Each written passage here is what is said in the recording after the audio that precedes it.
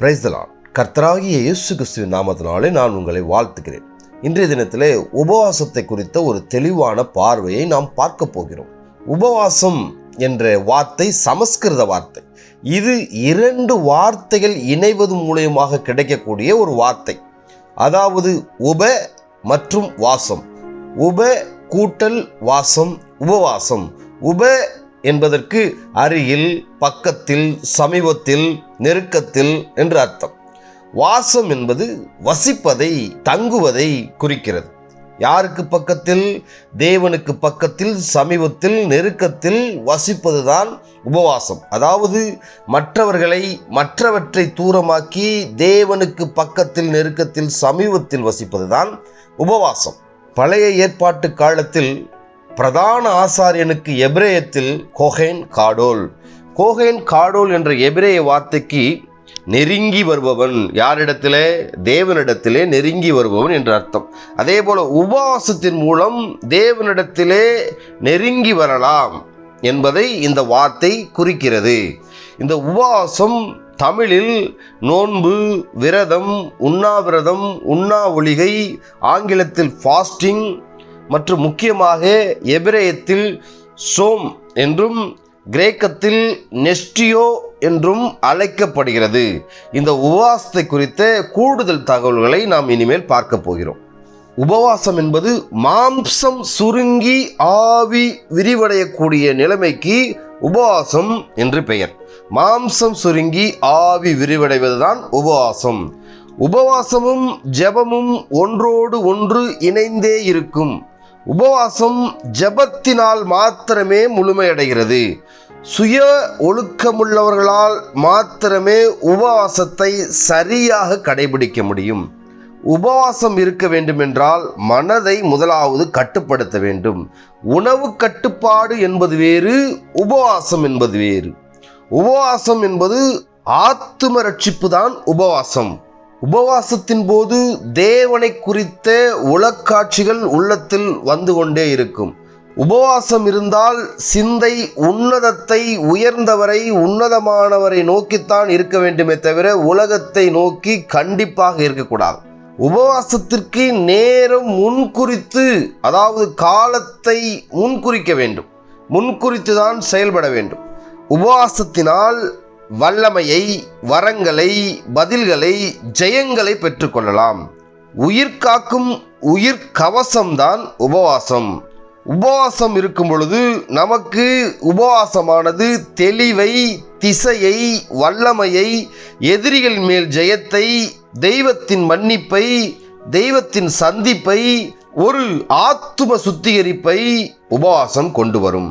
உபவாசம் சாப்பிடாமல் தேவனை சார்ந்து பலப்படுகிற ஒரு நிலைமையாகும். முடிந்த அளவிற்கு உபவாசத்தில் நாம் நம்மை தனிமைப்படுத்தி கொண்டு ஜெபிக்க வேண்டும். கூட்டு உபவாசங்களும் உண்டு, தனிமையாய் இருக்கக்கூடிய உபவாசங்களும் உண்டு.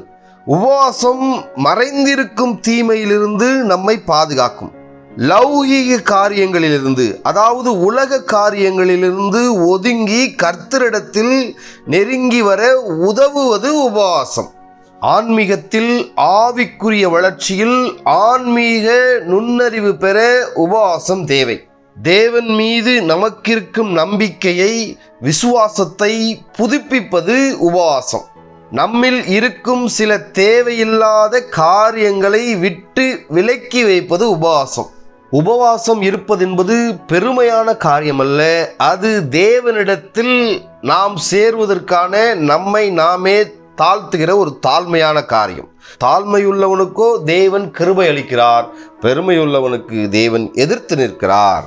உபவாசம் இருக்கும்போது தேவையில்லாத எண்ணங்கள் இருதயத்திலிருந்து கிளம்பாது. அதாவது சாப்பிடாமல் இருக்கும்போது தேவையில்லாத எண்ணங்கள் இருதயத்திலே கிளம்பாது. மனம் அடங்கி இருக்கக்கூடிய நிலைதான் இந்த உபவாசம். ஆகாரம் சாப்பிடும்போது மனம் அலைபாயும். இதனால் நாம் உபவாசம் இருக்கும்போது மனம் அலைபாயாமல் இருக்கும். இந்த அலைபாயாமல் இருக்கக்கூடிய நேரத்திலே ஜெபம் பண்ணுவது சாலச் சிறந்தது. நாம் நம்முடைய பரிசுத்தத்தை அதிகப்படுத்த, வெளிப்படுத்த உபவாசம் தேவை. உபவாசத்தில் நாம் தேவ சமூகத்தில்தான் உட்கார வேண்டும். உலக வேலையை பார்த்து கொண்டே உபவாசம் இருப்பது கூடாத காரியம், அது தேவனுக்கு ஆகாத காரியம். ஜெபத்தை அதிகரிக்க உபவாசம் உதவுகிறது. சரீரத்தின் உணர்வுகளை, அதாவது மாம்ச உணர்வுகளை உபவாசம் ஒடுக்குகிறது. அடுத்தவனை அழிப்பதற்காக உபவாசம் இருக்கக்கூடாது. குறிப்பாக எதிரிகளை, நமக்கு ஆகாதவர்களை, துரோகிகளை அழிப்பதற்காக உபவாசம் இருக்கக்கூடாது. ஏசாயா புஸ்தகம் 58:4 இதோ வழக்குக்கும் வாதுக்கும் துஷ்டத்தனத்தை உடைய கையினால் குத்துகிறதற்கும் உபவாசிக்கிறீர்கள். நீங்கள் உங்கள் கூக்குரலை உயரத்திலே கேட்க பண்ணும்படியாய் இந்நாளில் உபவாசிக்கிறது போல உபவாசியாதிருங்கள் என்ற இந்த வசனத்தின்படி நாம் அடுத்தவர்களை அழிப்பதற்காக உபவாசத்தை இருக்கக்கூடாது. அதை போல உபவாசம் இருக்கும்போது முகவாடலாக இருக்கக்கூடாது. மத்தேயு புஸ்தகம் 6ஆம் அதிகாரத்தில் மலை பிரசங்கத்தில் இயேசு அழகாக சொல்கிறார். 16 மற்றும் 17 நீங்கள் உபவாசிக்கும் போது மாயக்காரரை போல முகவாடலாய் இராதேயுங்கள். அவர்கள் உபவாசிக்கிறதை மனுஷர் காணும் பொருட்டாக தங்கள் முகங்களை வாட பண்ணுகிறார்கள். அவர்கள் தங்கள் பலனை அடைந்து தீர்ந்ததென்று மெய்யாகவே உங்களுக்கு சொல்கிறேன். நீயோ உபவாசிக்கும் போது அந்த உபவாசம் மனுஷர்களுக்கு காணப்படாமல் அந்தரங்கத்தில் இருக்கிற உன் பிதாவுக்கே காணும்படியாக உன் தலைக்கு எண்ணெய் பூசி உன் முகத்தை கழுவு. அப்பொழுது அந்தரங்கத்தில் பார்க்கிற உன் பிதா உனக்கு வெளியரங்கமாக பலனளிப்பார். அப்போ உபவாசம் இருக்கும் பொழுது முகம் வாடலாக அல்லது சோர்வாக நான் உபவாசம் இருக்கிறேன் என்று மற்றவரிடம் சொல்லி தெரியக்கூடாது. அதே போல உபவாசம் செய்யும் போது உலக வேலைகளை நாம் கண்டிப்பாக செய்யக்கூடாது. ஏசாயா 58:3 நாங்கள் உபவாசம் பண்ணும்போது நீர் நோக்காமல் இருக்கிறது என்ன? நாங்கள் எங்கள் ஆத்துமாக்களை ஒடுக்கும்போது நீர் அதை அறியாமல் இருக்கிறது என்ன என்கிறார்கள். இதோ நீங்கள் உபவாசிக்கும் நாளிலே உங்கள் இச்சையின்படி நடந்து உங்கள் வேலைகளையெல்லாம் கட்டாயமாய் செய்கிறீர்கள். அதனால் உபவாசம் இருக்கும்போது உலக வேலைகளில், குறிப்பாக நம்முடைய வேலைகளில் நாம் ஈடுபடக்கூடாது. உபவாசம் என்பது ஒரு வகையில் உடல் நலத்திற்கு அது நல்லது. உபவாசம் என்பது வேறு, சாப்பிடாமல் இருப்பது என்பது வேறு. அதாவது நோயை குணப்படுத்தும் நோக்கத்தோடு பட்டினி இருப்பதற்கு லங்கனம் என்று பெயர். லங்கனம் ஒரு பரம ஔஷதம். பட்டினி இருந்து உடலை குறிப்பது என்பது லங்கனம். பட்டினி இருந்து தேவனுடைய வார்த்தையை பெறுவது என்பது உபவாசம். உபவாசம் ஒரு வகையிலே சரீரத்துக்கு நன்மை பயக்கக்கூடியதாக இருக்கிறது. நாம் உபவாசம் இருக்கும்போது உடலில் இயற்கை நீர் சுரந்து உடலில் உள்ள தேவையில்லாத கழிவுகளை வெளியேற்றிவிடும். பரிசேயர்கள் இந்த உபவாசத்தை அடிக்கடி பயிற்சி செய்வார்கள். லூக்கா புஸ்தகம் 18ஆம் அதிகாரம் 12ஆம் வசனத்தில் பரிசேயன் நின்று, தேவனே, நான் பரிகாரர், அநியாயக்காரர், விபச்சாரக்காரர் ஆகிய மற்ற மனுஷரைப் போலவும் இந்த ஆயக்காரனைப் போலவும் இராததினால் உம்மை சோஸ்தரிக்கிறேன். வாரத்தில் 2 தரம் உபவாசிக்கிறேன் என்று சொல்கிறத நம்ம பார்க்கலாம். அப்போ பரிசேயர் இந்த உபவாசத்தை வாரத்தில் 2 முறை செய்திருக்கிறார்கள் என்று நாம் படிக்கிறோம். அப்போ இயேசு கிறிஸ்து இவ்வாறாக சொல்கிறார். மத்தேயு 5:20 வேதபாரகர் பரிசேயர் என்பவர்களுடைய நீதியிலும் உங்கள் நீதி அதிகமாயிராவிட்டால் பரலோக ராஜ்யத்தில் பிரவேசிக்க மாட்டீர்கள் என்று உங்களுக்கு சொல்கிறேன். அப்போ இதன்படி எடுத்துக்கொண்டால் நாம் குறைந்தபட்சம் வாரத்திற்கு 3 முறையாவது உபவாசம் இருக்க வேண்டும். இதை இயேசு மறைமுக கட்டளையாக நமக்கு கொடுத்து விட்டு சென்றிருக்கிறார். எப்படி என்றால் மத்தேயு 9:15, மார்க்கு 2:19, லூக்கா 5:35 அதற்கு இயேசு, மணவாளன் தங்களோடு இருக்கையில் மணவாளனுடைய தோழர் துயரப்படுவார்களா? மணவாளன் அவர்களை விட்டு எடுபடும் நாட்கள் வரும், அப்பொழுது உபவாசிப்பார்கள். அப்படி இருக்க இந்த வார்த்தையின் வசனத்தின் உள் அர்த்தத்தை புரிந்து கொண்டு நாம் விதண்டாவாதம் பண்ணாமல், நாம் வாக்குவாதம் பண்ணாமல், முடிந்த அளவிற்கு நாம் நம்மை தாழ்த்தி தேவனுடைய சமூகத்தில் குறைந்தபட்சம் வாரத்திற்கு 3 முறை உபவாசம் இருக்க முயற்சி செய்யலாம். பழைய ஏற்பாட்டில் கூட லேவியராகவும் 16வது அதிகாரம் 29-30 வசனங்கள் மற்றும் லேவியராகவும் 23வது அதிகாரம் 26-32 வசனங்களில் நியாயப்பிரமாணத்தில் நித்திய கட்டளைகளுக்குள் ஒரு நாள் உபவாசம் வருகிறது. அதாவது 7வது மாதம், அதாவது திஸ்ரி மாதம் 10ஆம் தேதி பாவ நிவர்த்தி நாள். அது ஒரு விசேஷித்த ஓய்வு நாள். அந்த நாளில் ஒரு வேலையும் செய்யக்கூடாது என்று எழுதப்பட்டிருக்கிறது. இதை யூதர்கள் உபவாச நாளாக எடுத்துக்கொண்டு இன்றும் பின்பற்றி வருகிறதை நீங்கள் படித்தால் உணர்ந்து கொள்வீர்கள். தேவனை சந்திக்க தன்னைத்தானே தயார்படுத்துகிற நிலைதான் உபவாசம். வெற்றி பெறுவதற்கு, ஜெயம் பெறுவதற்கு உபவாசம் ஒரு மந்திர சாவியாக கருதப்பட்டது. உபவாசம் என்பது ஒரு சுய ஒழுக்கம். உபவாசம் என்பது தேவனை கவருவதற்காக அல்ல, தேவனுடைய அங்கீகாரத்தை பெறுவதற்காக. ரட்சிக்கப்பட்டு ஞானஸ்தானம் எடுத்தவர்கள், திருப்பந்தியிலே கை வைக்கிறவர்கள் முடிந்த அளவிற்கு தங்களை தாங்களே தாழ்த்தி உபவாசம் எடுக்க முயற்சி செய்ய வேண்டும். உபவாசம் இருக்கிற நாள் முக்கியமாக நாம் தேவனை பிரியப்படுத்த வேண்டும். அது உபவாசம் இருக்கிற நாள் தேவனை பிரியப்படுத்துகிற நாளாக இருக்க வேண்டும். எந்த நோக்கமும் இல்லாத உபவாசம் அது உபவாசமே அல்ல, அது ஒரு உணவு கட்டுப்பாடு. முக்கியமாக உபவாசத்தின் மூலம் சரீரம், அதாவது மாம்சம், ஆத்துமாவுக்கு கீழ்ப்படுகிறது, அல்லது சரீரம் ஆத்துமாவுக்கு கீழ்ப்படிய கற்றுக்கொள்கிறது. எதற்கெல்லாம் இந்த உபவாசம்? முதலாவது, நம்முடைய பாவங்களிலிருந்து நம்மை விடுதலையாக்கவும், மனம் திரும்பி நம்மை தேவனிடத்திலே ஒப்புக்கொடுக்கவும் இந்த உபவாசம் நமக்கு தேவைப்படுகிறது. தேவனுடைய அன்பை பெறுவதற்கு, தேவனுடைய மன்னிப்பை பெறுவதற்கு இந்த உபவாசம் தேவைப்படுகிறது. மனம் திரும்புவதற்காக உபவாசம், அபிஷேகம் பெறுவதற்காக உபவாசம், வழிகாட்டுவதற்காக, தேவனுடைய வழி நடத்துவதற்காக உபவாசம், முடிவு எடுப்பதற்காக உபவாசம், வரங்களை வல்லமைகளை பெறுவதற்காக உபவாசம், தேசத்தின் நன்மைக்காக உபவாசம், தேசத்தின் திறப்பை அடைப்பதற்காக உபவாசம், தரிசனங்களை பெறுவதற்காக உபவாசம், சபையின் மறுமலர்ச்சிக்காக உபவாசம்.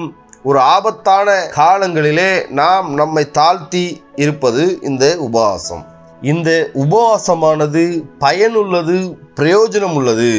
பரிசுத்த வேதத்தில் 2 பேர் 40 நாட்கள் உபவாசம் செய்திருக்கிறார்கள், கடைபிடித்திருக்கிறார்கள். யார் என்றால், நமக்கு தெரிந்த வண்ணமாக மோசே 40 நாட்கள் உபவாசம் இருந்தார். அதே போல இயேசு கிறிஸ்து 40 நாட்கள் உபவாசம் இருந்தார். அநேகர் சொல்லுவாங்க எலியாவும் உபவாசம் இருந்தார். உபவாசம் என்பது அந்த பசியினாலே தன்னைத்தானே வருத்தி கொள்வது. மோசேயும் இயேசுவும் தன்னைத்தானே வருத்தி கொண்டு தேவ சமூகத்திலே அமர்ந்திருந்தார்கள். ஆனால் எலியா என்பவன் அந்த தேவதூதன் கொடுத்த போஜனத்தின் பெலனால் 40 நாட்கள் நடந்து சென்றான் அப்படின்னு பார்க்கலாம். உபவாசம் இருக்கும்போது தன்னைத்தானே தாழ்த்தி தனிமையிலே ஒரு இடத்தை நோக்கி அமர்ந்திருக்க வேண்டுமே ஒழிய பயணப்படக்கூடாது. ஆனால் இங்கே எலியா என்பவன் 40 நாட்கள் இரவும் பகலும் பயணித்தான் அப்படின்னு படிக்கிறோம். அதனாலே அவன் உபவாசம் இருந்ததாக கணக்கில் வராது. அவன் அந்த போஜனத்தின் பலனால், உபவாசம் என்பது போஜனத்தோட பலன் இல்லாம தேவ பலனை சார்ந்திருப்பது. வேதத்தில் அநேகர் ஒரு நாள் துவங்கி அடுத்த நாள் வரைக்கும் உபவாசம் இருக்கிறத நம்ம பார்க்கலாம். அந்த எஸ்தர் புஸ்தகத்தில் எஸ்தரும் தாதிமார்களும் 3 நாள் உபவாசம் இருந்ததை நாம் பார்க்கலாம். எஸ்தர் புஸ்தகம் 4ஆம் அதிகாரம் 16 வசனங்கள்ல பார்க்கலாம். சவுலின் மரணத்தில் சவுலுக்காக சவுலை அடக்கம் பண்ணினவர்கள் 7 நாட்கள் உபவாசம் இருந்ததை பார்க்கலாம்.